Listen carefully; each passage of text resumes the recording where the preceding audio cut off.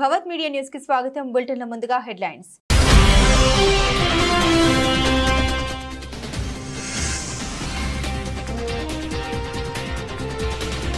ఇక చాలు ఆపండి, రష్యా అధ్యక్షుడు పుతిన్ కు డొనాల్డ్ ట్రంప్ వార్నింగ్.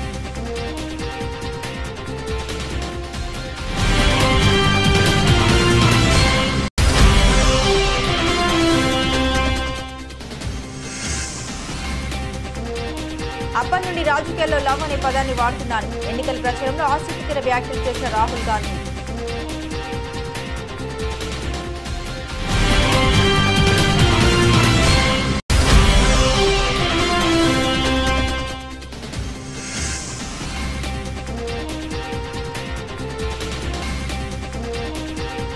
గుడిలో ప్రదక్షిణ చేస్తూ గుండెపోటుతో యువకుడు మృతి, వీడియో వైరల్.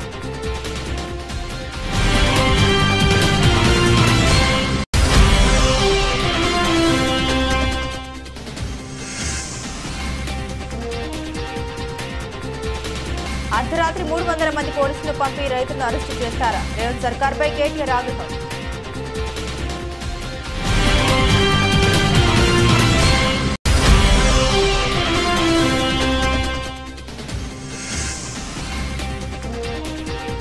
ఉపాధ్యాయుల గౌరవాన్ని కాపాడే బాధ్యత ఎన్టీఏ కూటమి తీసుకుంది. సమావేశంలో పాల్గొని ప్రసంగించిన ఏపీ సీఎం నారా చంద్రబాబు నాయుడు.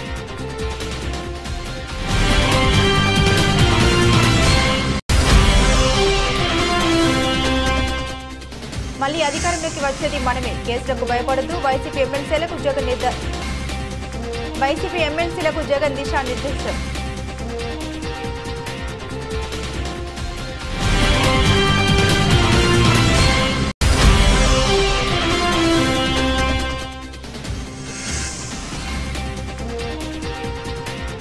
పాకిస్తాన్ కు బిగ్ షాక్ ఇచ్చేందుకు సిద్ధమైన ఐసీసీ.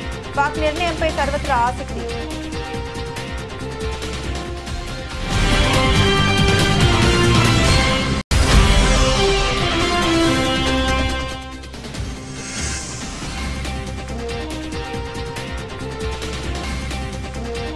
మరో 10 ఏళ్లు పనిచేయగలను, వైరల్ అవుతున్న ఆమీర్ ఖాన్ కామెంట్.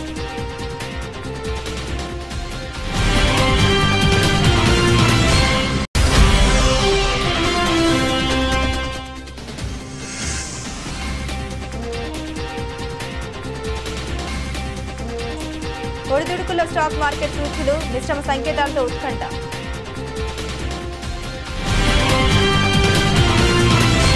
అమెరికా అధ్యక్ష ఎన్నికలో రిపబ్లికన్ అధ్యక్ష అభ్యర్థి అమెరికా మాజీ ప్రెసిడెంట్ డొనాల్డ్ ట్రంప్ విజయం సాధించిన విషయం తెలిసిందే. వచ్చే ఏడాది జనవరి నెలలో ఆయన యుఎస్ నూతన అధ్యక్షుడిగా ప్రమాణ స్వీకారం చేయబోతున్నారు. ఇప్పటికే ఇందుకు సంబంధించిన ఏర్పాట్లు జరుగుతున్నాయి. ఇదిలా ఉంటే తాను అధికారంలోకి వస్తే రష్యా యుక్రెయిన్ మధ్య యుద్ధాన్ని ఆపుతానని ట్రంప్ తన ఎన్నికల ప్రచారంలో పలుసార్లు ప్రస్తావించారు. అయితే ఇరు దేశాల మధ్య యుద్ధాన్ని ఏ విధంగా ఆపుతారనే విషయాన్ని ట్రంప్ చెప్పలేదు. తాజాగా అధ్యక్ష ఎన్నికల విజయం తర్వాత ట్రంప్ రష్యా అధ్యక్షుడు వ్లాదిమిర్ పుతిన్ కు ఫోన్ చేశారు. ఈ మేరకు వాషింగ్టన్ పోస్ట్ కథనం వెలువరించింది. గురువారం ఫ్లోరిడాలోని తన ఎస్టేట్ నుండి వ్లాదిమిర్ పుతిన్ కు డొనాల్డ్ ట్రంప్ ఫోన్ చేసి మాట్లాడారు. ఈ సందర్భంగా యుక్రెయిన్ రష్యా మధ్య వారి గురించి పుతిన్ తో ట్రంప్ చర్చించారు. ఉక్రెయిన్ యుద్ధాన్ని విస్తరించొద్దని సూచించినట్టు తెలిసింది. ఐరోపాలో అమెరికా మోహరించిన సైనిక సంపత్తి స్థాయిని ట్రంప్ ఈ సందర్భంగా గుర్తు చేసినట్లు వాషింగ్టన్ పోస్ట్ కథనం పేర్కొంది. ఉక్రెయిన్ యుద్ధంపై పరస్పరం చర్చించి ఓ పరిష్కారాన్ని కనుగొందామని రష్యా అధ్యక్షుడు పుతిన్ కు ట్రంప్ సూచించినట్లు తెలిసింది. ఇదే క్రమంలో పుతిన్ కు ట్రంప్ వార్నింగ్ సైతం ఇచ్చాడని తెలుస్తుంది. కాంగ్రెస్ అగ్రనేత రాహుల్ గాంధీ కేరళలోని వయనాడ్లో తన సోదరి ప్రియాంక గాంధీ తరపున ఎన్నికల ప్రచారంలో పాల్గొన్నారు. ఈ సందర్భంగా ర్యాలీలో మాట్లాడుతూ ఆసక్తికర వ్యాఖ్యలు చేశారు. తాను తొలిసారిగా భారత్ జోడో యాత్రకు వెళ్లినప్పుడు అది రాజకీయ పాదయాత్ర కావడంతో కాస్త ఆశ్చర్యపోయానని రాహుల్ గాంధీ అన్నారు. ఆ పాదయాత్ర ఉద్దేశం రాజకీయమని, కానీ ఆ పాదయాత్రలో తాను ప్రజల్ని అలాగే ప్రజలు తనను ఆలింగనం చేసుకున్నారని తెలిపారు. తాను ఐ లవ్ యూ అని చెబితే ప్రజలు కూడా తనకు ఐ లవ్ యూ అని చెప్పేవారని గుర్తు చేసుకున్నారు. ఇవాళ విమానంలో ఉన్నప్పుడు తాను ఒక విషయాన్ని గుర్తు చేసుకున్నానని, చాలా ఏళ్లుగా రాజకీయాల్లో తాను ప్రేమ అనే పదాన్ని ఉపయోగించలేదని రాహుల్ గాంధీ అన్నారు. తాను వయనాడ్కి వచ్చిన తర్వాత రాజకీయాల్లో ప్రేమ అనే పదాన్ని ఉపయోగించడం ప్రారంభించామని తెలిపారు. వయనాడ్ ప్రజలు తనపై ఎంతో ప్రేమ ఆప్యాయత చూపడం వల్లే తన రాజకీయాలన్నీ మారిపోయాయని తాను గ్రహించారని తెలిపారు. ఈ నియోజకవర్గంలో ప్రజలు తనకు ప్రేమ ప్రాధాన్యాన్ని నేర్పించారని, అందుకే ఐ లవ్ వయనాడ్ అనే కోడ్తో చొక్కా ధరించారని తెలిపారు. ద్వేషం, కోపాన్ని ఎదుర్కోవడానికి ఏకైక ఆయుధం ప్రేమ ఆప్యాయతని తెలిపారు. आप जानते हो कि नफरत को नफरत से नहीं काटा जा सकता है। सही बात। नफरत को सिर्फ मोहब्बत से काटा जा सकता है। इसीलिए हम नफरत को मोहब्बत से हराकर दिखाएंगे। ये लड़ाई है। एक तरफ नफरत से भरे हुए लोग हैं, डरे हुए लोग हैं, आरएसएस के लोग, बीजेपी के लोग। इनके आपने चेहरे देखे होंगे, मुस्कुराते नहीं है ये लोग।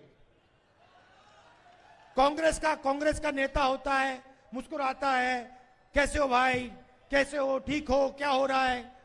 बीजेपी के नेता ऐसे देखते हैं। अंदर अंदर अंदर नफरत है, अंदर डर है। तो इनके अंदर जो नफरत है, इनके अंदर जो डर है, इसी को हम मिटाने जा रहे हैं। ये लड़ाई है। और ये जो है ना, इसको बचा के रखना है।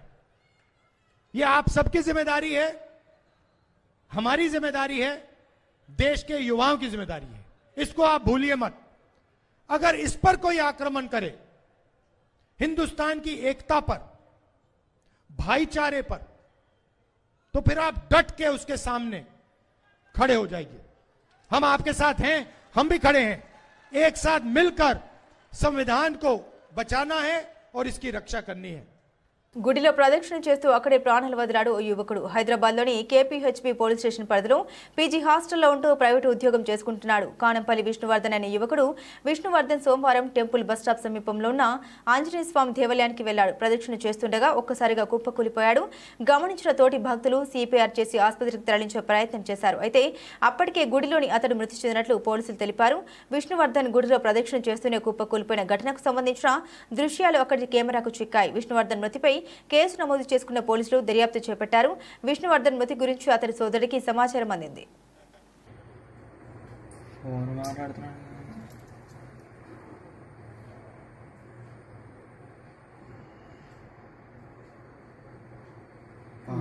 అరెస్టులతో లగచర్ల లడాయిని ఆపలేరు అంటూ తెలంగాణ మాజీ మంత్రి కేటీఆర్ ట్వీట్ చేశారు. బెదిరింపులతో రైతులను భయపెట్టలేరు. అర్ధరాత్రి 300 మంది పోలీసులను పంపి రైతులను అరెస్టు చేశారా? రైతులు ఏమైనా తీవ్రవాదులు అనుకుంటున్నారా? ఇదేమీ ప్రజాస్వామ్య పాలన, రైతు సంక్షేమ పాలన? ఇదేనా వెలుగును తరిమేసి చీకట్లు తెచ్చిన ఇంద్రమ్మ రాజ్యమని కేటీఆర్ నిలదీశారు. అర్ధరాత్రి అన్నదాతల అరెస్టులు ఎందుకు? ఫార్మా కంపెనీలు ఏర్పాటు చేసి పచ్చని పొలాలను వల్లకాడు చేయవద్దన్నందుకు రైతులు అరెస్టులా? మీ అల్లుడు సోదరుల సంపాదన కోసం భూమిని నమ్ముకున్న మా పొట్ట కొట్టవద్దన్నందుకు అరెస్టులా అని కేటీఆర్ ప్రశ్నించారు. రైతుల అరెస్టుల్ని ఖండిస్తున్నాం, పోలీసుల చర్యల్ని వ్యతిరేకిస్తున్నాం. లగచర్ల గ్రామస్తుల పోరాటానికి బీఆర్ఎస్ అండగా ఉంటుందని హామీ ఇస్తున్నా అని కేటీఆర్ తెలిపారు. కాగా వికారాబాద్ జిల్లా దుద్యాల మండలం లగచర్ల గ్రామంలో సోమవారం ప్రజా అభిప్రాయ సేకరణకు వచ్చిన అధికారులపై దాడి జరిగిన విషయం తెలిసిందే. ఈ ఘటనకు సంబంధించి గత అర్ధరాత్రి కొందరిని పోలీసులు అరెస్టు చేశారు. Keeps talking about crony capitalism, corruption, how today powerful people who are connected to more powerful people are able to abuse the proximity to power centers and get their way in terms of amassing wealth. Today I'm here to show you proofs of one such instance. This is one such instance. I'm going to come back to Delhi repeatedly and talk more and more about rampant corruption in Congress government in Telangana. The one instance I am going to point out, about a month ago, I have written an elaborate letter to Sri Manohar Lal Khattarji, who is the urban development minister under whose department Amrut scheme currently functions. Now, Amrut, as you all know, is a scheme that basically was launched by Government of India to facilitate creation of infrastructure, primarily water, sewerage infrastructure, etc., in towns with population of more than 1 lakh. Amrut 2.0, under which in Telangana, tenders have been called in February this year. Early this year, the tenders were called in about 8 packages. I have all the details here, but unfortunately these details you will not find in any of the websites in Government of Telangana. Government of Telangana has been basically keeping them all quiet. Even if you apply under RTI, you will not know कि किसको क्या tender मिला. इसीलिए थोड़ा मैं आप सबके सामने रखने की कोशिश कर रहा हूं. एक पैकेज बुलाया गया था 1758 करोड़ का, दूसरा 1881 करोड़ का, तीसरा 1135, another one for 1270 and so on. Altogether 6 packages totaling 8,888 crore work have been called for in February this year. Now, why am I speaking in November if tenders were called in February? In fact, in Hyderabad, in the state of Telangana, we've been making this point very strongly. I have to point out to one company specifically. This is a company called Shodha Constructions. उसका directors का report भी मैं आपको दे दिया हूं, copy एक देख लीजिएगा. ऑडिटेड रिपोर्ट है. 21-22 में इस कंपनी की नेट प्रॉफिट थी 2.2 crore. It's a very small company which has no qualification, no capital of sorts even to execute any kind of work. In 2021, this company's net profit was 3.5 crores. In 21-22, the net profit was 2.2 crore. I am sharing the document of the company from the audited report from the director's report. Now, this company belongs to the brother-in-law of Chief Minister Revant Reddy. Now, this brother-in-law's name is Srujan Reddy, and this company, Shodha Constructions, is an unknown entity as far as Telangana is concerned, as far as Andhra is concerned. With a net profit, let me remind you again, of only 2.2 crore. Now, magically, as soon as Revant Reddy becomes Chief Minister, this company magically starts getting a lot of attention, and the crony capitalism that Rahul ji keeps talking about. This is a classic example of that. I have written an elaborate letter to Sri Manohar Lal Khattar ji, which I have shared with all of you. In this, I would like to point out, this company, an unknown entity, which no qualifications, most importantly, with no qualifications whatsoever, to actually be able to execute large quantum of work to the extent of 1,137 crore, has been awarded a package which is humongous for the company of this size, and most importantly, this has only come to the fore. ये बाहर निकला ये बात, government ने नहीं बताया, किसी media ने इसके बारे में नहीं बताया, बाहर किसी ने नहीं बताया. अल्टीमेटली ये बात बाहर आई 13 मार्च 2024, जबकि इंडियन ह्यूम पाइप कंपनी ने एक चिट्ठी लिखी नेशनल स्टॉक एक्सचेंज को और बॉम्बे स्टॉक एक्सचेंज को, क्योंकि IHP is a listed company, it's a large company. IHP ने एक चिट्ठी लिखी कि हमने तेलंगाना की गवर्नमेंट ने जो टेंडर बुलाई, इसमें एक जॉइंट वेंचर हमने बनाई AMR के साथ, शोधा कंस्ट्रक्शन के साथ, और हमें एक इसमें काम मिला 1137 crore. But here is the interesting part. JV बनाना गलत नहीं है, काम लेना गलत बात नहीं है. Here is the interesting part. Now, in this very letter, IHP says the value of the work awarded is rupees 1137 crore, excluding GST, and the share of the works executed by IHP is 20% only. मैं फिर से कहना चाहता हूं, 1137 करोड़ की काम मिलती है कंपनी को, छोटी कंपनी को, जिसका नेट प्रॉफिट लास्ट ईयर था 2 करोड़. उसको एग्जीक्यूट करने का मौका दिया जाता है, जॉइंट वेंचर बनाया जाता है. सब चीफ मिनिस्टर का खुद का डिपार्टमेंट है. पैसा गवर्नमेंट ऑफ इंडिया का है, डिपार्टमेंट चीफ मिनिस्टर का है, और ब्रदर इन लॉ है चीफ मिनिस्टर का. ఉపాధ్యాయుల గౌరవాన్ని కాపాడే బాధ్యత ఎన్డీఏ కూటమి తీసుకుందని ఏపీ సీఎం చంద్రబాబు నాయుడు అన్నారు.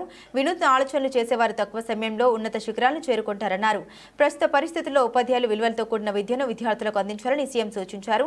బందర్ రోడ్లో ఏ కన్వెన్షన్లో జాతీయ విద్యా దినోత్సవం సందర్భంగా రాష్ట్ర ఉత్తమ అధ్యాపక సత్కార సభ జరిగింది. ఈ కార్యక్రమానికి సీఎం చంద్రబాబు నాయుడు అతిథిగా వేచేశారు. ఈ సందర్భంగా ఆయన మాట్లాడుతూ ఉపాధ్యాయుల గౌరవాన్ని కాపాడే బాధ్యత ఎన్డీఏ కూటమి తీసుకుందన్నారు. రాష్ట్రాన్ని నాలెడ్జ్ హబ్ గా తయారు చేయవలసిన ఉపాధ్యాయులపై ఉందన్నారు. అన్ని దేశాలకు నైపుణ్యం గల మానవ వనరుల్ని అందించే స్థాయికి ఏపీ ఎదగాలన్నారు. గత 5 ఏళ్ల పరిపాలనలో ఉపాధ్యాయులు అనేక సమస్యల్ని ఎదుర్కొన్నారన్నారు. విద్యార్థి చదువు ముగించేలోపు కోసం కాకుండా ఇతరులకు ఉపాధి అవకాశాలు ఇచ్చే స్థాయికి ఎదగాలని సీఎం ఆకాంక్షించారు. ఉపాధ్యాయుల బోధన వైపే దృష్టి సారించాలని కోరారు. మాతృభాష తెలుగు, ఇంగ్లీష్ 2 భాషలను బ్యాలెన్స్ చేసుకుని ముందుకు సాగాలన్నారు సీఎం చంద్రబాబు. రాష్ట్ర వ్యాప్తంగా 168 మంది ఉత్తమ ఉపాధ్యాయుల్ని సీఎం సత్కరించారు. ఈ కార్యక్రమంలో రాష్ట్ర విద్యాశాఖ మంత్రి నారా లోకేష్, విద్యాశాఖ ఉన్నతాధికారులు పాల్గొన్నారు. ఉపాధ్యాయులు అదే మాదిరిగా అవార్డు గ్రహీతలు అందరికి కూడా పేరు పేరున మనస్ఫూర్తిగా నమస్కారాలు, అభినందనలు, శుభాభినందనలు. ఈరోజు ఒక మంచి కార్యక్రమానికి మనం అందరం ఇక్కడ సమావేశమయ్యాం. ఇప్పుడే అందరి ఉపన్యాసాలు కూడా విన్నాను, వారి ఆలోచనలు కూడా చూశాను. ఒక తెలుగు పండిట్ దగ్గర నుంచి బయోటెక్నాలజీ ప్రొఫెసర్ వరకు, అదే మరి రాజకీయ నాయకులు కానీ మీ అడ్మినిస్ట్రేషన్ కంట్రోల్ చేసే సెక్రటరీ వ్యూస్ కూడా విన్నాను. అయితే ఈరోజు మీ అందరినీ మనస్ఫూర్తిగా అభినందిస్తున్నాం. దగ్గర 166 మంది ఉత్తమ ఉపాధ్యాయులుగా ఎంపికైన మిమ్మల్ని అందరినీ పేరు పేరున మరొక్కసారి అభినందనలు, ధన్యవాదాలు, కృతజ్ఞతలు. వారందరికీ శిరస్సు వంచి పాదాభివందనం చేస్తున్నా. ఎందుకంటే మీ స్ఫూర్తికి ఎప్పుడు కూడా తల్లిదండ్రులు పిల్లల్ని చదువుతారు, నేర్చుకునే వయసు అంతా మీతోనే ఉంటారు. వాళ్ళు ఇంట్లో ఉండేది నిద్రపోయే సమయంలో, స్కూల్లో ఉండేది నేర్చుకునే సమయంలో. అలాంటి వారి యొక్క భవిష్యత్తుని తీర్చిదిద్దే ఒక గొప్ప బాధ్యత మీది. ఎప్పుడు కూడా జీవితంలో తల్లి తండ్రిని గుర్తుపెట్టుకుంటాం, కానీ గురువుని ఎప్పుడూ మర్చిపోలేం. నాకు చిన్నప్పుడు చదువు చెప్పిన గురువుల్ని ఇప్పుడు కూడా గుర్తుంటుంది, ఎప్పటికీ గుర్తుంటుంది. అది ఉపాధ్యాయులకు ఉండే ఒక ప్రత్యేక గుర్తింపు. ఈరోజు కూడా ఒక మంచి గుర్తింపున్న దినం. ఆ రోజు మీరు చూస్తే మౌలానా అబుల్ కలాం గారు, ఆయన ఆ రోజుట్లోనే 1951లో ఇండియన్ ఇన్స్టిట్యూట్ ఆఫ్ టెక్నాలజీ స్థాపించారు.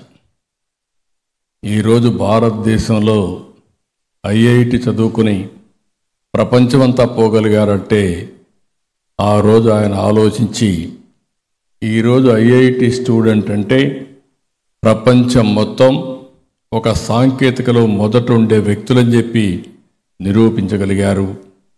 ఐఐటీలు చూస్తే వండర్ఫుల్గా పనిచేసే పరిస్థితికి వచ్చింది. ఆ రోజుట్లోనే మీరు చూస్తే దగ్గర 53లో యూజీసీ తీసుకొచ్చారు. వచ్చే ఎన్నికల్లో మళ్లీ అధికారంలోకి వచ్చేది వైసీపీనే అని మాజీ సీఎం వైఎస్ జగన్ ధీమా వ్యక్తం చేశారు. కూటమి ప్రభుత్వం ఇచ్చిన హామీలపై ప్రశ్నిస్తే ఎదురుదాడి చేస్తున్నారని మండిపడ్డారు. కేసులకు భయపడొద్దని అండగా ఉంటామని హామీ ఇచ్చారు. ఏపీ అసెంబ్లీ సమావేశాల నేపథ్యంలో పార్టీ ఎమ్మెల్సీలతో తాడేపల్లిలోని వైసీపీ కేంద్ర కార్యాలయంలో వైఎస్ జగన్ భేటీ అయ్యారు. ఈ సమావేశంలో వైసీపీ ఎమ్మెల్సీలకు దిశానిర్దేశం చేశారు. ప్రతిపక్ష హోదా కోరుతూ కోర్టులో పిటిషన్ వేశామని జగన్ తెలిపారు. కానీ దీనిపై స్పీకర్ అయ్యన్న పాత్రుడు సమాధానం ఇవ్వడం లేదని పేర్కొన్నారు. అసెంబ్లీలో ఉన్న ఏకైక ప్రతిపక్షం మనమే, ఆయన ప్రతిపక్ష హోదా ఇవ్వడం లేదని అన్నారు. మనకు మాట్లాడేందుకు అవకాశం ఇవ్వాల్సి వస్తుందని అధికార పక్షం అంగీకరించడం లేదని తెలిపారు. అసెంబ్లీలో అవకాశం ఇవ్వకుంటే మీడియా ద్వారా ప్రభుత్వాన్ని ప్రశ్నిస్తామని స్పష్టం చేశారు.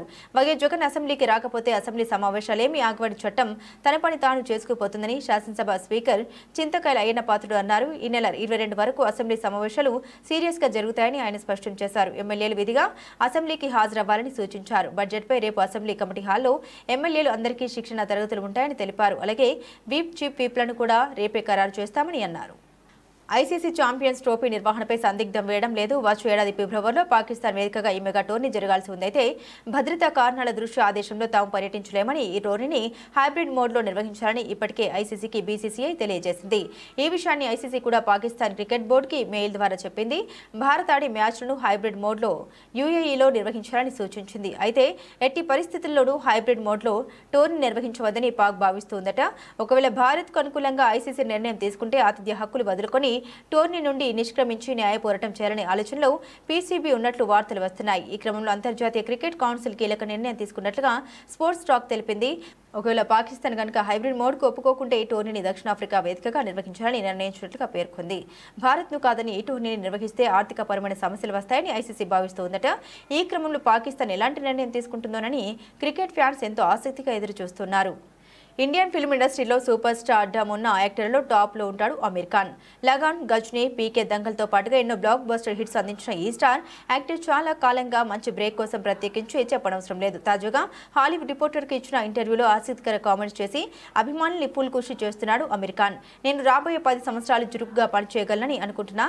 నా కెరీర్ను మరింత ఉత్తమంగా ముందుకు తీసుకెళ్లాలని కోరుకుంటున్నాను. అందుకే అమీర్ ఖాన్ ప్రొడక్షన్స్కు అపర్ణ పురోహిత్ని చీఫ్గా తీసుకొచ్చా. యువ నటినట్లు, దర్శకులు, సాంకేతిక నిపుణులకు నా ప్రొడక్షన్ హౌస్లో పనిచేసే అవకాశం ఇవ్వాలని కోరుకుంటున్నానని చెప్పుకొచ్చాడు అమీర్ ఖాన్. ఇప్పుడు ఈ కామెంట్స్ అమీర్ ఖాన్ నుండి వచ్చే 10 ఏళ్ల పాటు సినిమాల అప్డేట్స్ ఉండబోతున్నాయని క్లారిటీ ఇచ్చేస్తున్నాయి. పఠాన్ ఎండింగ్లో వచ్చే ట్రైన్ ట్రాక్ సీన్ గురించి మాట్లాడుతూ ఈ సీన్ను చూసా. ఈ సన్నివేశంలో కొత్త యాక్టర్లైతే మీరు బాధపడొచ్చు, కానీ షారూక్ ఖాన్, సల్మాన్ ఖాన్ల వల్ల మీరు అప్సెట్ అయ్యే ఛాన్స్ లేకుండా పోయిందన్నాడు అమీర్ ఖాన్. దేశీయ స్టాక్ మార్కెట్ గత 2 రోజులుగా ఒడిదుడుకుల్లో కొనసాగుతున్నాయి. అంతర్జాతీయ మార్కెట్ల నుండి వచ్చిన మిశ్రమ సంకేతాలు ఈ వారంలో వెలువడబోయే ద్రవ్యోల్బణ గణాంకాలపై ముదుపల అంచనాలు దృష్టిలో ఉంచుకొని మార్కెట్లు కొనసాగుతున్నాయి. మంగళవారం ఉదయం 250 పాయింట్ల వరకు లాభాలు సెన్సెక్స్ నమోదు చేసింది. అయితే కాసేపటికే కొన్ని ఆరంభ లాభాల్ని కోల్పోవడం గమనార్హం. ఉదయం 9:30 ప్రాంతంలో సెన్సెక్స్ 79,591 వద్ద 77 పాయింట్లు పెరిగి కొనసాగుతుంది. నిఫ్టీ 37 పాయింట్ల లాభంతో 24,179 వద్ద ట్రేడ్ అవుతుంది. డాలర్తో రూపాయి మారకం విలువ 1 పైసా పెరిగి 84.39 వద్ద ట్రేడ్ అవుతుంది. బులెటిన్ ముగించే ముందు హెడ్లైన్స్ మరోసారి.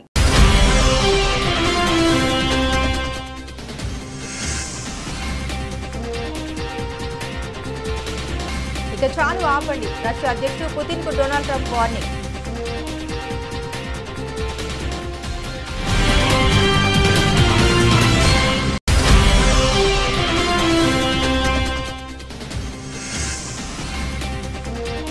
అప్పటి నుండి రాజకీయాల్లో లవ్ అనే పదాన్ని వాడుతున్నాను. ఎన్నికల ప్రచారంలో ఆసక్తికర వ్యాఖ్యలు చేసిన రాహుల్ గాంధీ.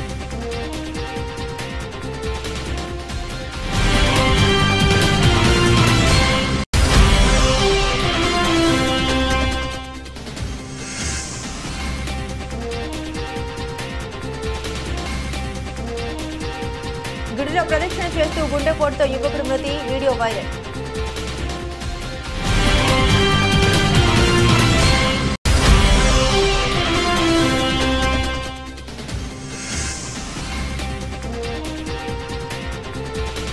అర్ధరాత్రి 300 మంది పోలీసులు పంపి రైతులను అరెస్టు చేస్తారా? రేవంత్ సర్కార్పై కేటీఆర్ ఆగ్రహం.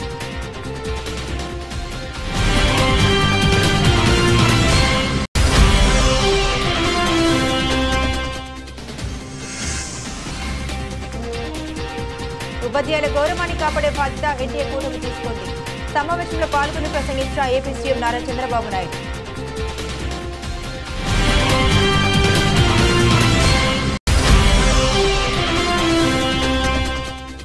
మళ్లీ అధికారంలోకి వచ్చేది మనమే, కేసులకు భయపడదు. వైసీపీ ఎమ్మెల్సీలకు జగన్ దిశానిర్దేశం.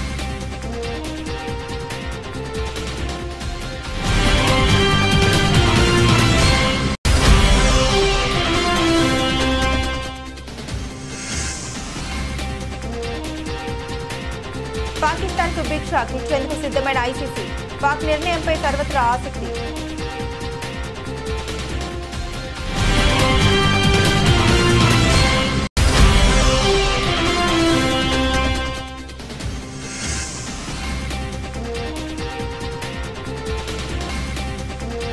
మరో 10 ఏళ్లు పనిచేయగలను, వైరల్ అవుతున్న ఆమీర్ ఖాన్ కామెంట్.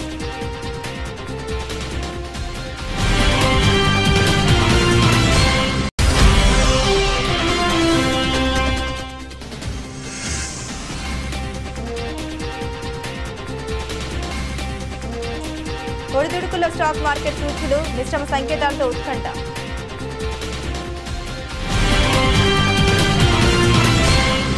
ఇవి బులెటిన్లోని విశేషాలు. తిరిగి మరో బులెటిన్తో మళ్ళీ కలుసుకుందాం. అంతవరకు సెలవు. నమస్కారం.